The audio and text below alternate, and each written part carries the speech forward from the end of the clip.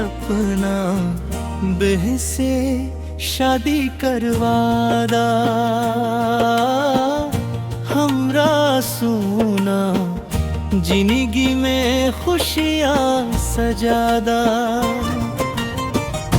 तोहरे अंगना के रिश्ता बजाई, हमरो किस्मत के दीपवा जरादा। भौजी अपना बेह से शादी करवादा।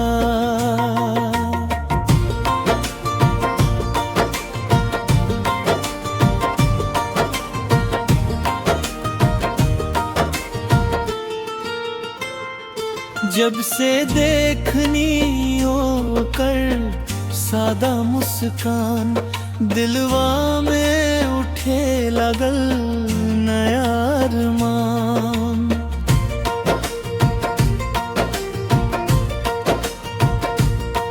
भोर के किरण जैसन लागे ओकर रूप, मनवा भइल बा ओकरा प्यार में मगन। रउआ से कहतानी दिल के बातिया, अब ना छुपाइए है मन के हालिया। एक बेर ओकरा से मिलवादा, प्यार के रास्ता हमके दिखादा। भौजी अपना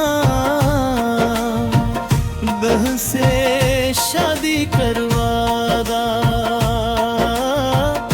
हमरा सुनना जिंदगी में खुशियाँ सजादा।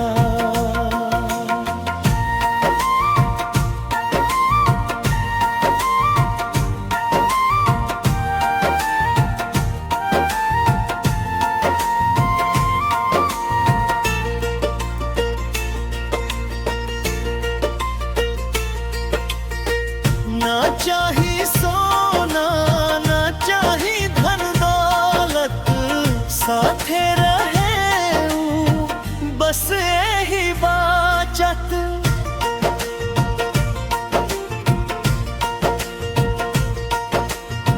सुख दुख में निभाई जिंदगी भर सा, रखी हमेशा कर इज्जत और माना। माई बाबूजी के सेवा कर, घर अंगना में खुशहाली भरब।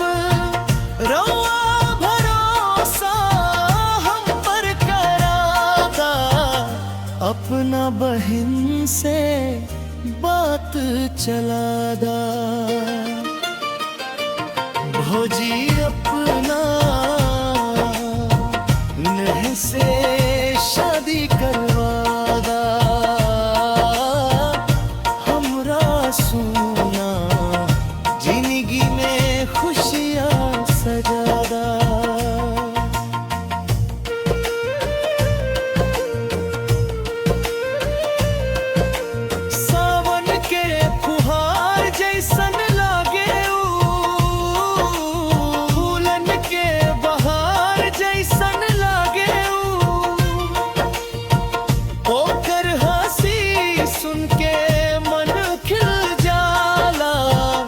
जैसे मंदिर में घंटी बजाऊ, दिन रात बस ओकर याद सतावे।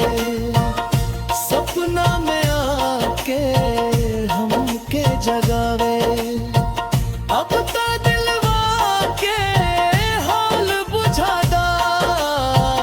हमरा प्रेम के संदेश पहुँचादा। भौजी अपना बेह से शादी करवादा, हमरा सोना जिंदगी में खुशियाँ सजादा।